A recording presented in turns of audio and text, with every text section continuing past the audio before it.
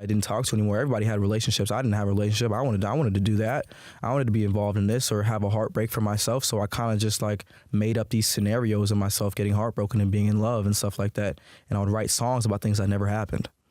And that would just become my life. I don't understand this guy. I don't understand this guy. I don't understand why he threw it all away over nothing. Like, this could have been handled so many different ways. I wasn't even going to talk about this at first because I just feel like it's been talked about to death. I just didn't see the point. We all know D4vd's case. We all know, his upcoming rapper that was going to be huge starts a sexual relationship with a girl that's underage. She threatens to expose him once their relationship kind of sours, and then he kills her, right? And then hides her in a car and leaves the car in the open, which just isn't smart, right? Like, you can tell he was young because that don't even make sense, right? And there's just so many different ways that he could have dealt with the situation. I don't. It would have been easier for him to just come out himself and expose himself, because at least he'd get leniency and like whatever he was gonna get for having a relationship with an underage girl, it was gonna be less time than murdering somebody. You know what I'm saying? Anyway, I wasn't even gonna talk about this, but then there's something that kept bothering me, and I just kept coming back to this, and it's that first song he came out with when he got big a few years ago, Romantic Homicide. And it's just a metaphor, right? He's not obviously talking about killing somebody. The imagery is him murdering a girl. Now he's saying he's killing the relationship in his mind. He's murdering her in his head, right? But I keep coming back to this song. I've said it again. I've banged this drum plenty of times. I'm gonna bang it again. Your words have power. What you say matters. You know what I'm saying? And even if you're joking, even if you're using it as a metaphor or allegory or whatever, right? Words don't have a sense of humor. You know what I'm saying? The power of the tongue doesn't have a sense of humor. The power of the tongue doesn't do metaphor and allegory. If you say something, it takes it seriously. You know what I'm saying? And words are like a boomerang. You speak them out and they come right back and they hit you. God says life and death is in the power of the tongue. And it's not just God that said. Now, God said this, thousands and thousands of years ago. He said in the Old Testament. He said in the New Testament, that, what you say has power. What comes out of you is going to show the condition of your heart. God created the world with words. He said, let there be light. And there was light, and he said that is good, right? You know what I'm saying? And the thing is, even the New Agers and the Witchers understand this concept. You know what I'm saying? Even the New Age, and now they twist it to be selfish, right? The New Agers do the whole manifesting thing, right? But it's still the same somewhat principle, right? This is a universal principle that everybody understands, even if they don't believe in God. You know what I'm saying? Witches, what do you think casting a spell is? It's repeating words. Witches understand that words have power. If I keep chanting and repeating something, it's going to come to be. They understand this. This is a understood thing, right? Just universally. Even he noticed that what he said came to pass. You know what I'm saying? The words that he spoke in his songs created his reality almost. You know what I'm saying? And this isn't something that's just spiritual. This is scientific as well. Like most things in the Bible, science catches up after a while. You know what I'm saying? It takes them a while because they slow, but even scientists talk about the power your words have in your life, yo. Your brain is basically programmable, right? You're like a living organic computer, right? Your brain runs on neuroplasticity, which is basically a fancy way of saying if you repeat something enough, your brain goes, okay, cool, I guess this is who we are now. You know what I'm saying? So if you keep saying I suck, your brain's like, got it. This guy sucks. Sucky guy protocol activated. You know what I'm saying? If you say I'm improving, your brain goes, all right, new character arc unlocked. If you change the way your thought process is, your brain takes an upgrade. You know what I'm saying? But if you keep saying the same thing, your brain is trained to believe what you're saying. Language directly activates your amygdala, right? Which is in your brain. And like negative words activate a stress response. It raises your cortisol, which is gonna raise your anxiety and your tension. Positive, encouraging words though raises your dopamine and your serotonin, and it motivates you, it calms you, it brings you focus. That's why being insulted can literally feel like you're getting physically hit, and encouragement can like energize you. Words also shape your perception, right? Words shape how you see reality. Scientists say your brain filters reality through language, right? It's basically called like a cognitive framing. So when you say something like I failed, your brain cues in like sad violin music, and it takes what you said as final, and it's like identity based, right? You failed again. This can't be fixed.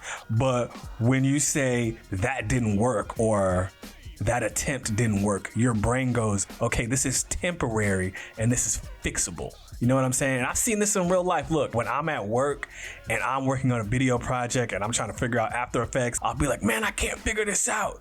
And I'll throw a hissy fit and I'll just sit there and be like, I can't figure this out. My coworker next to me, he's like, his approach is always, no, there's got to be a way to figure this out. It can't be unfixable. There's got to be a way to do this. His mental state is always, there's got to be a way around it. There's got to be a way to do it. I probably started off with more After Effects knowledge than him. He knows way more than me because he didn't give up. He's always like, there's got to be a way. That's his mindset. And because of that, he is Mr. Employee of the Month. Ooh, I'm so jealous. I hate him. But yeah, but that's an example of how what you think sets your reality. And you got to understand this, the way you narrate your life becomes your identity. Okay? In science, that's called like self-narrative theory, right? Your brain is basically writing your life like a movie. So you can even narrate your life like, oh, I'm the guy everything happens to, nothing ever goes right for me. Or you can narrate your life like, I'm the guy who overcomes stuff. I'm the guy who always overcomes. It's the same life, but a different narration, a different identity. And this is things that like therapists and psychologists all understand. Like a lot of people, y'all getting charged thousands of dollars when you could just change your thought life for free. And what people got to understand is a lot of time the inner voice you hear in your head, it's not even yours. It's stuff that you heard growing up on repeat. You know what I'm saying? Some people heard criticism a lot from their parents, or they heard criticism from students at school, they got picked on or whatever.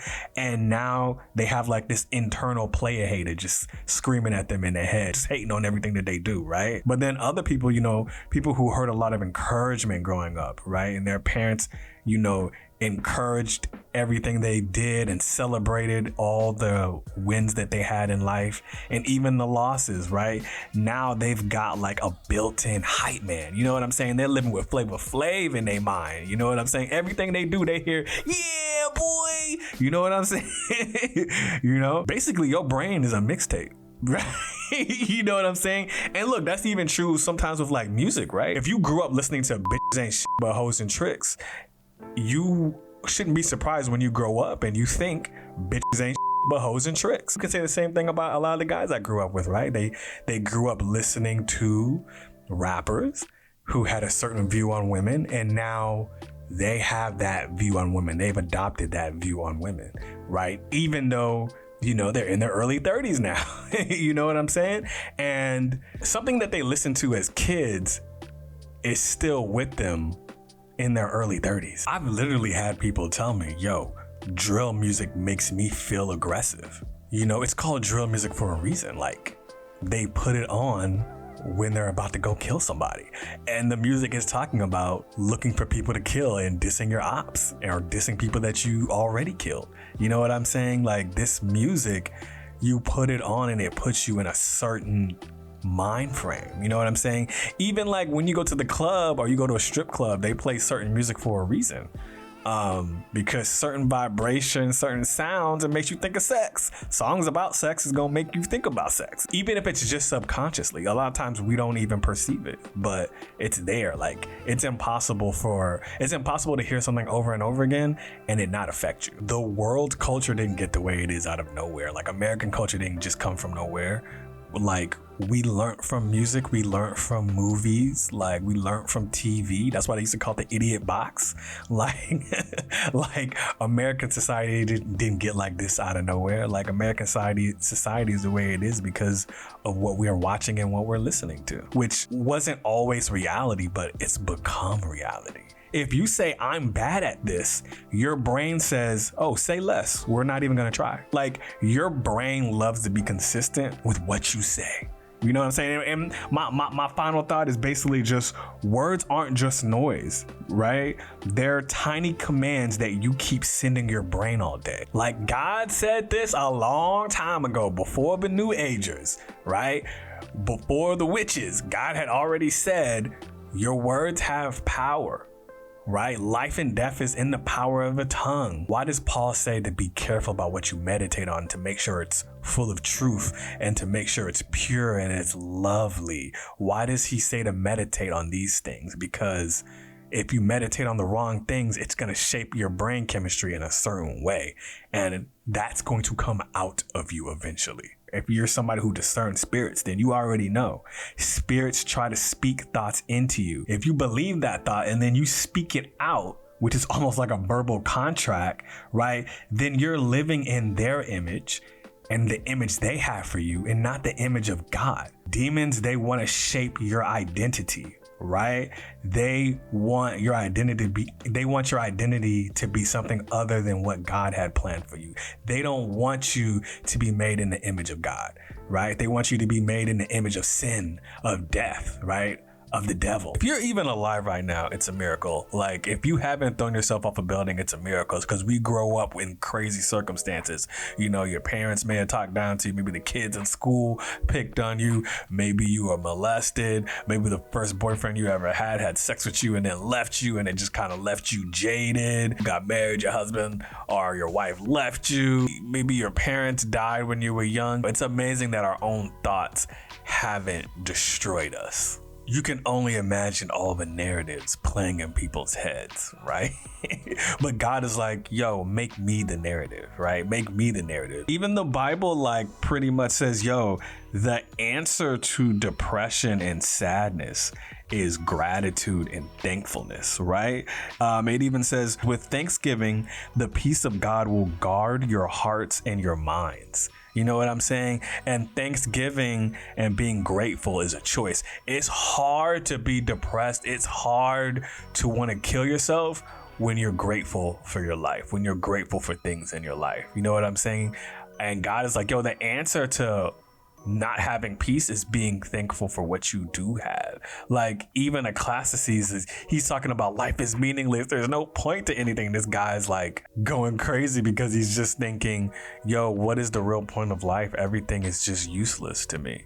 And he ends it kind of just saying, yo, just being happy with your job, just being happy with your friends and family and having good food to eat, that's enough. Just being grateful is enough. Like, that's what keeps you going. You know, the war starts in your mind. Spiritual warfare starts in your mind. Like everything you do, the genesis of it is from your mind, right? He says you used to be far from God. Your thoughts made you his enemy. He even says, we take captive every thought to make it obedient to Christ, right? That's what Paul said in like Corinthians or something like that. Again, it's a choice. Take these evil thoughts captive. Take these self-defeating thoughts captive, right? And turn them towards Christ and get his peace. That's why he tells you to watch what you meditate on, watch what you're looking at, right? Because this is going to sometimes determine what your thoughts are, influence your thoughts. But when you're thinking godly things, when you're watching godly things, listening to godly things, it turns your thoughts towards Christ, and you don't have that self-defeating narrative playing in your head. Yeah, you might get an evil thought. You might get a depressing thought. You might get a negative thought about yourself. What the Bible's saying, stop that thought in its tracks and turn it positive. Turn it towards Christ. What does God say about you? Forget about what you say about you. What does God say about you? He says you're a child of the Most High God, right? He says that you're made in his image. And listen, don't be surprised when you're sad and then you say, oh, I'm going to go listen to Mary J. Blige, and then say, why do I feel so bad? well, you're sad and you should be listening to something that doesn't reinforce that feeling. But instead you listen to Mary J. Blige and now you're even sadder. But you're like, oh, this feels so good because I identify with it. Okay, well, if you identify with sadness and depression and then you're sad and depressed, well, you did this to yourself, right? Right? If you're sad, don't go listen to Linkin Park. It's only going to reinforce your sadness and depression. It feels good because you're thinking, well, Linkin Park, they get how I feel. Sure, but should you be feeling like that? That's the real question. In Genesis, God's words created the world that he wanted to see. Right? So in your mind, your thoughts and your words are going to create your world and your reality. You know what I'm saying? So you can create something that's good or you can create something that's bad. It's been a good one. Bye. Bye, guys. Mwah, mwah, mwah.